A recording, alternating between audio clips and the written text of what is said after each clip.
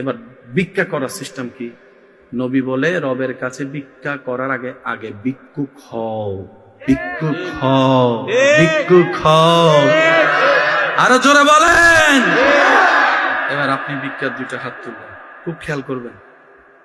প্রথম আল্লাহর প্রশংসা, ইচ্ছা মতো রবের প্রশংসা করবেন। আল্লাহ তুমি রহমান, তুমি তো গফফার, তুমি তো সত্তার, তুমি তো খালিক, তুমি তো মালিক। ও মাওলা, আমার যোগ্যতার চাইতে তুমি আমাকে বেশি দান করছো, এটা তোমার বড় দয়া আল্লাহ। এগুলো পাওয়ার যোগ্যতা আমার কাছে নাই, তুমি দয়া করে দিছো আল্লাহ, তোমার দয়া, তোমার দয়া। এরপর নবীর দরুদ, এরপরে সবার জন্য দোয়া, এরপরে দেশীয় মানুষের জন্য দোয়া, এরপরে আপনার এলাকাবাসীর জন্য দোয়া, এরপর আপনার আত্মীয় স্বজনের জন্য দোয়া, এরপর আপনার পরিবারের মানুষের জন্য দোয়া, এরপর আপনার কাছের মানুষের জন্য দোয়া, সবার শেষে নিজের জন্য দোয়া, নিজের জন্য দোয়া, নিজের জন্য দোয়া, নিজের জন্য দোয়া।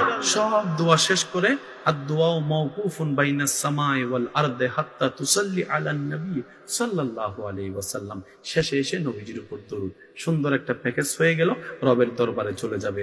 যা যা আপনার জন্য কল্যাণ, আল্লাহ পাক সেগুলোকে সিগনেচার দিয়ে কবুল করে নিবে, কবুল করে নিবে, কবুল করে নিবে।